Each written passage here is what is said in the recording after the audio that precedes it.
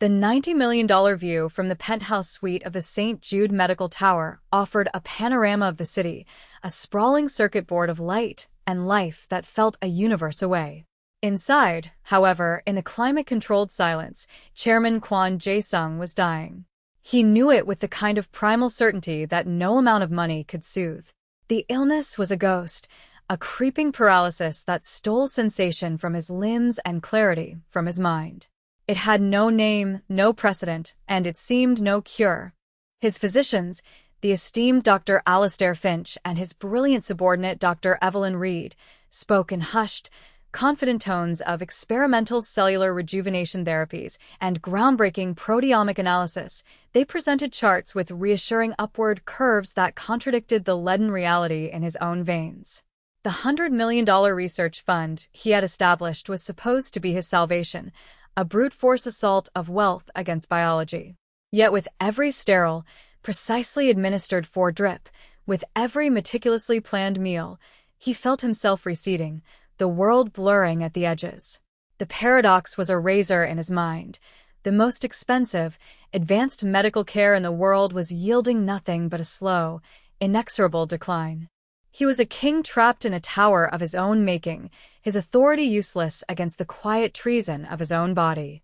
Into this sterile, high-stakes theater of managed decay stepped Chloe Washington, 18 years old, a ghost of a different sort.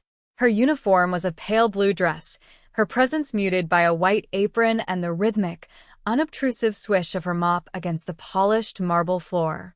She was part of the suite's architecture, a silent functionary as easily ignored as the air filtration system. But Chloe saw things. Her mind, uncluttered by ambition or expectation, was a pristine vessel for detail. She saw the microscopic film of dust that the day shift missed on the window ledge. She saw the faint, almost imperceptible tremor in Dr. Reed's hand as she adjusted Mr. Kwon's saline drip. And she saw the plant. It was a magnificent Kentia palm, chosen for its supposed air-purifying qualities, its fronds a deep, glossy green. Or they had been. Now, the tips of the lowest fronds were browning, a brittle, desiccated decay that was creeping slowly upward. It was a tiny, insignificant detail, a botanical footnote in a room dedicated to saving a human life. But Chloe, polishing the base of the ceramic pot, noticed it was wilting in a way that defied the room's perfect light and measured hydration. It was wilting as if from the inside out. The browning of the palm frond was a dissonant note in the otherwise perfect symphony of care. Dr. Finch, a man whose silver hair and Seville rose suits seemed part of his medical credentials, would often gesture towards the lush greenery as a metaphor for their work. "Life persists, Chairman. We need only provide the right environment," he'd say, his voice a smooth balm of professional certainty. Chloe heard him say it once while she was emptying the waste bin, and the words felt hollow. The plant was dying. It was a small, inconvenient truth in a room built on a foundation of expensive hope. Chloe watched as a specialist from a high-end nursery came once a week. He would check the soil moisture, mist the leaves, and prune the dying tips with sterile shears, his expression a mask of polite confusion. "It must be the air," he'd murmur to one of Mr. Kwon's impassive bodyguards. "Too filtered, perhaps. Lacks vitality," but Chloe knew it wasn't the air. She had cared for her grandmother's collection of houseplants in their small, stuffy apartment, and she knew the language of leaves. This wasn't a failure to thrive, it was a poisoning. The decay was too uniform, too systematic.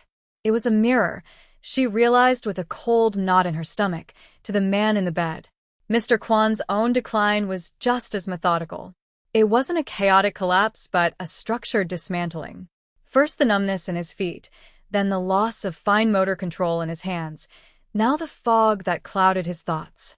He looked at the doctors, his eyes sharp with a frustration he could no longer properly articulate, while they spoke of progress. "The peripheral neuropathy is a temporary side effect of the treatment protocol," Dr. Reed explained, her gaze never quite meeting his. "It indicates the agents are working." Chloe, cleaning the baseboards nearby, saw the lie not of her words, but in the subtle tension of her jaw. She saw the way Dr. Finch placed a reassuring hand on Mr. Kwon's shoulder, a gesture of dominance, disguised as comfort. They were too calm, their confidence too polished. They were dismissing the patient's reality in favor of their own narrative, and the dying plant was the one silent witness that agreed with what she was seeing. The image of the wilting palm dredged up a memory Chloe kept locked away in the most guarded part of her mind.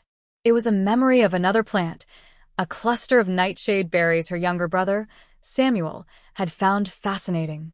He was 7. She was 12. He had sketched them in his little notebook, marveling at their deep, glossy purple. He hadn't eaten them, of course, but he'd handled them, his small fingers crushing a few. Later that week, he developed a rash, then a fever, then a terrifying lethargy that the doctors at the county clinic dismissed as a stubborn flu. They'd sent him home with instructions for hydration and rest. Chloe remembered her own frantic, childish research in the library, trying to connect the berries to his symptoms. She had found a passage in an old botany text about tropane alkaloids, about how even skin contact with certain plants could cause neurological symptoms in sensitive individuals. She had tried to tell the doctor, a tired, overworked man who had patted her on the head and told her not to worry. Samuel had died 2 days later from respiratory failure, his official cause of death an unspecified viral infection. The autopsy, which their family couldn't afford to contest, was inconclusive. The medical bills from his brief illness had shattered their already fragile finances, forcing Chloe to abandon her dreams of a scholarship, of a life in a lab coat. It forced her into a light blue dress and a white apron. The guilt was a physical weight she carried every day. It wasn't just grief. It was the sting of being dismissed, of knowing a crucial detail and having no one listen. Her dormant expertise wasn't formal. It was the scar tissue of trauma. She had an almost painful sensitivity to patterns of decay, a hypervigilance honed by loss. She saw the same pattern now in Mr. Kwan's suite, a creeping, systematic poisoning, and a chorus of confident, dismissive voices insisting it was something else entirely. The wilting palm wasn't just a plant. It was a ghost of her brother's unanswered questions. And this time, she refused to be silent. The risk was enormous. She was a cleaner, invisible, but the cost of inaction felt infinitely greater. Her invisibility became her greatest asset. Chloe's work gave her access to the intimate refuse of Mr. Kwan's treatment. She moved through the suite like a phantom, her presence so routine that she was no longer perceived. She began her methodical investigation under the guise of meticulous cleaning. Her attention to detail, once a simple source of pride in her work, was now a surgical tool. She started with the 4 bags. Each day, a new one was hung, the saline solution clear and innocuous. But she noted the lot numbers on the labels, photographing them discreetly with the cheap phone she kept in her apron pocket. She paid attention to the disposal. Dr. Reed always administered the final injection into the 4-port herself, using a small, unlabeled glass vial. She would then discard the vial and syringe into the red biohazard sharps container. Standard procedure. But Chloe observed that Dr. Reed always lingered for a moment, ensuring the container was securely locked, her movements just a fraction too deliberate. It was the food, however, that offered the next clue. Mr. Kwan's meals were prepared by a Michelin-starred chef, but the final plating was done in a small kitchenette attached to the suite, always supervised by Dr. Finch or Dr. Reed. Chloe, while cleaning the kitchenette late one night, noticed a faint, almost imperceptible residue at the bottom of the small ceramic bowl used for sauces. It had a slightly bitter, astringent smell, like crushed stems. She carefully scraped a tiny sample of the dried residue onto a piece of clean cloth from her cart and folded it into her pocket. The most significant discovery came from the trash. While emptying the bins from the small office where the doctors conferred, she found a discarded printout in the shredder bin that had failed to engage. It was a complex chemical diagram, a molecular structure she didn't recognize, but whose ring-like formation reminded her of the alkaloids she had studied obsessively after Samuel's death. At the bottom was a handwritten note: increased dosage by 5 micrograms. Neuropathy is progressing slower than projected. The cold, clinical language sent a chill through her. This wasn't a treatment. It was a calibration. She was no longer just suspicious. She was certain. She was standing in the middle of a slow, meticulously planned murder, and the murderers were the very men and women lauded as saviors. The chemical diagram was the key, but it was a key to a lock she couldn't open. She needed someone who could read its language, someone who would believe an 18-year-old cleaner over two of the most respected physicians in the country. The name that surfaced from her past was Dr. Marcus Cole. He had been her botany and organic chemistry professor at the community college, a kind, rumpled man who had seen a spark in her that went beyond textbook memorization. He had encouraged her, lent her advanced reading materials, and expressed genuine disappointment when she'd been forced to drop out. She remembered his office, a chaotic jungle of potted ferns and stacked journals, a place that had felt more like home than her own apartment. Reaching out to him was a terrifying step. It meant crossing a line from passive observation to active intervention. It meant risking her job, her anonymity, and the quiet, fragile stability she had built for her family. She found his university email address online and wrote a short, carefully worded message, asking for a brief meeting to discuss a botanical query. He replied within the hour, his tone warm and welcoming. They met at a small coffee shop near the university campus, far from the sterile opulence of St. Jude's. Chloe felt out of place, her simple uniform hidden under a worn coat. She laid out her evidence on the small table between them, the photograph of the chemical structure, the cloth with the residue sample, and a small, brittle piece of the Kenya palm frond she had carefully collected. She spoke in a low, steady voice, presenting her observations without emotion or hyperbole. She told him about the plant, the IVs, the doctor's behavior, and the chilling note. She watched his face shift from polite interest to skepticism, then to deep, furrowed concern. He picked up the photo of the diagram. This is a complex alkaloid, Chloe. Highly complex. It's not something you'd find in a standard toxicology screen. He looked at her, his gaze sharp. Where did you say you found this? Chloe explained, and then, for the first time, she told him about her brother, Samuel. The story came out in a quiet, halting rush, the grief still raw beneath the surface. That was when the last trace of doubt left his eyes. He remembered the fierce, intelligent girl from his classroom. He remembered the raw potential. He put the evidence into his briefcase. I have access to a mass spectrometer in the university lab, he said, his voice now grim. It's not certified for medical evidence, but it will tell us what this is. Let me see what I can find. The preliminary results from Dr. Cole came 2 days later in a one-line text message. We need to talk. Now. They met again, this time in his lab after hours. The air smelled of ethanol and soil. The results were displayed on a monitor, a series of peaks and valleys that meant nothing to a layperson but were a confession to a chemist. It's a synthetic derivative of colchicum autumnale, Dr. Cole said, pointing to a specific peak on the graph. The autumn crocus.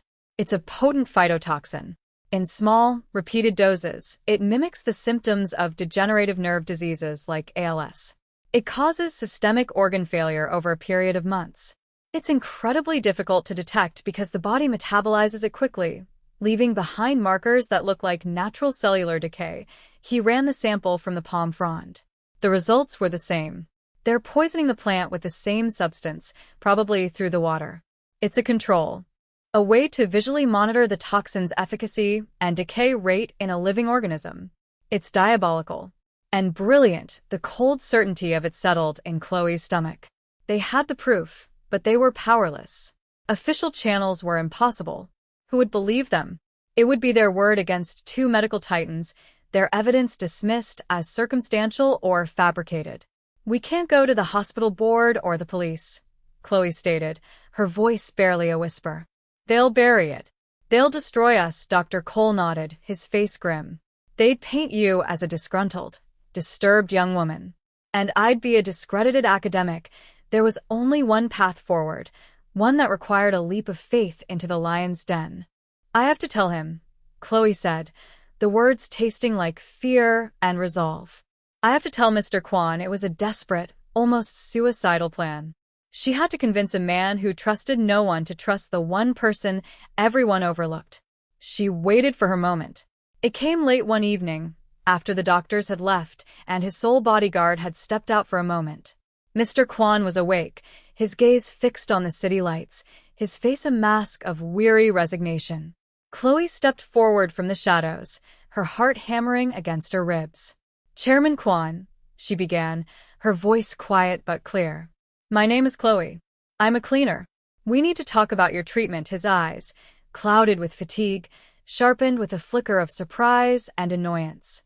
But he didn't call for security. He simply watched her and waited. Mr. Kwan's silence was more intimidating than any outburst. He was a man accustomed to filtering information, to assessing threats and opportunities in the spaces between words. Chloe stood before him, a slight figure in a pale blue dress, and methodically laid out her case. She did not speak of murder or conspiracy. She used the language of observation, of data. "I have noticed a correlation," she began, her voice steady despite the tremor in her hands. "It is between the administration of a specific compound in Tier 4 and an acceleration in the browning of the Kenya palm in your room. The rate of cellular decay in the plant appears to mirror the progression of your neuropathy." She presented him with a small, hand-drawn chart, a simple graph plotting the weekly pruning of the palm against his own reported symptoms, which she had gleaned from overheard conversations between the doctors. It was crude, but the correlation was undeniable. She then showed him the photograph of the chemical diagram. "My former professor, a botanist at the university, identified this as a synthetic phytotoxin, a plant-based poison. He believes it is being introduced into your saline solution." She placed the phone on his bedside table, the image glowing in the dim light. She did not mention Dr. Finch or Dr. Reed by name. She did not have to. The implication was absolute, a foundational betrayal that hung in the air between them. Mr. Kwan listened without interruption, his expression unreadable. His world was one of loyalty and betrayal, of calculated risks. He was being asked to believe an invisible girl over the two men to whom he had entrusted his life and a fortune. He felt the familiar cognitive dissonance welling up, the feeling of getting worse while being told he was getting better. Chloe's words were a key, unlocking a suspicion he hadn't allowed himself to fully form. "Why?" he finally asked, his voice a dry rasp. "Why would you do this? What do you want?" Chloe met his gaze directly. "My brother died because someone with authority didn't listen to a small detail," she said softly. "I won't let that happen again. I don't want anything." That was the statement that broke through his defenses. In his world, everyone wanted something.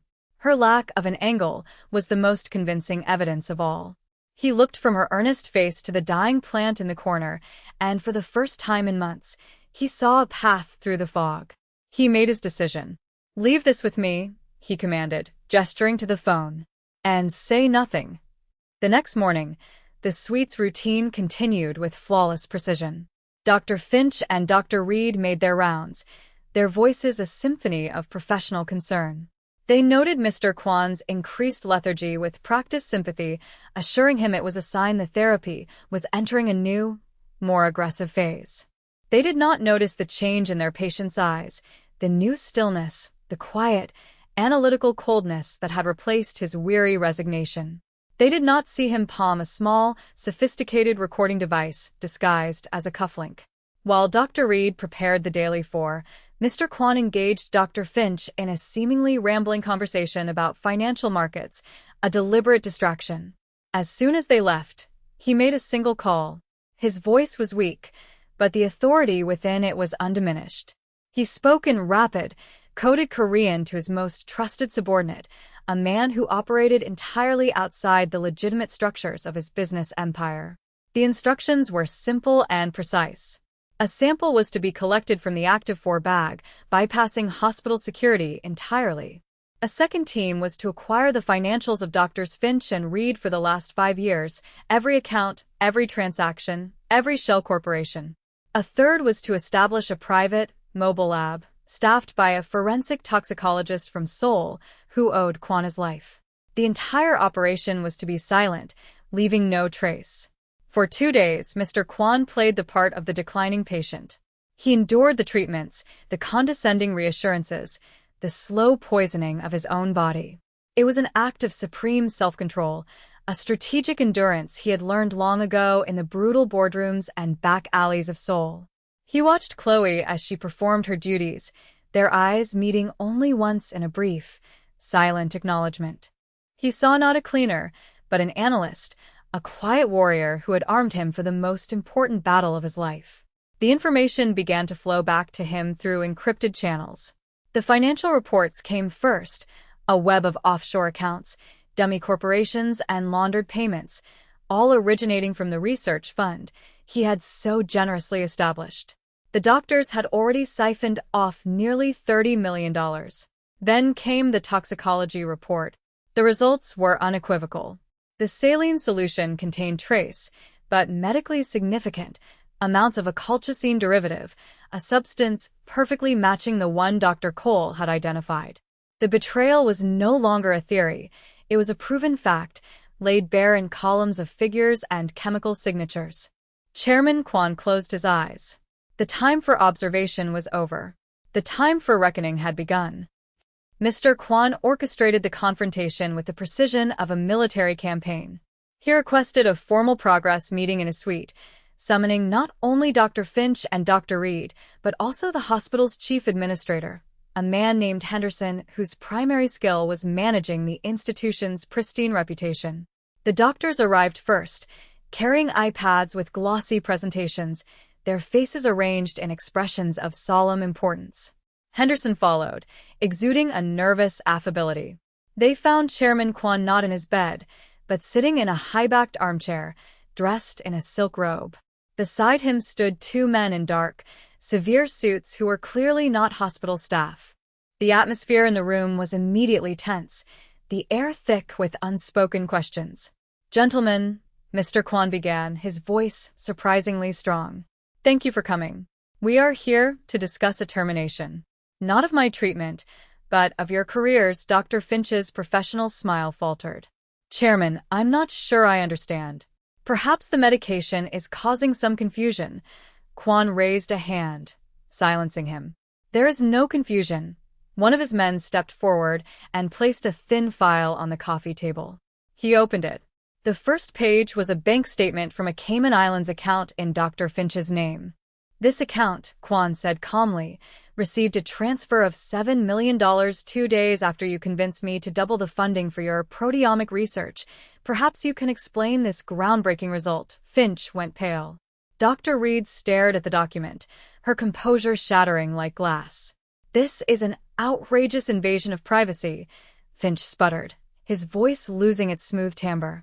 Henderson looked back and forth between them, his face a mask of horror. Kwon's man turned the page. It was the toxicology report from the independent lab, highlighting the colchicine derivative found in the 4-bag. "And this," Kwon continued, his voice dropping to a dangerously quiet level, "is the cellular rejuvenation agent you have been administering. A poison, refined and calibrated to kill me slowly enough for you to drain my accounts dry." He gestured to the wilting palm in the corner. "You even kept a test subject in the room to measure your progress." The arrogance is breathtaking. He leaned forward, his eyes like chips of ice.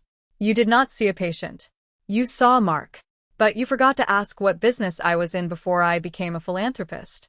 You forgot that I am better at recognizing predators than any man you will ever meet."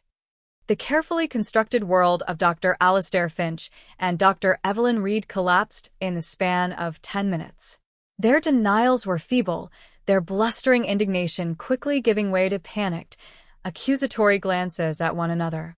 Henderson, the administrator, was a study in damage control, stammering about internal investigations and upholding the hospital's standards, but his words were meaningless noise in the face of Kwon's cold fury. The two men in suits were not policemen, but they were far more efficient. They escorted the two doctors from the room, their briefcases and professional dignity left behind. The subsequent fallout was handled with quiet, surgical precision. There was no public scandal, no sensational trial. Finch and Reed disappeared. The official story was that they had resigned to pursue private research opportunities abroad. But within the closed circles of high finance and medicine, the truth circulated in hushed whispers. The $30 million was returned to Kwan's accounts with an expediency that suggested extreme duress. The hospital, terrified of the consequences, purged its senior administration and offered Chairman Kwan a settlement of a magnitude that would never be made public. He began a new, legitimate treatment protocol, flying in a team of specialists from Korea. The detoxification was arduous, a slow, painful battle to reclaim his own body from the chemical siege it had endured. Throughout it all, he asked for Chloe. She would come to the room, not as a cleaner, but as a visitor. They rarely spoke. She would simply sit and read, her quiet, steady presence a balm against the pain of his recovery. One afternoon, as he was finally beginning to regain some feeling in his hands, he turned to her.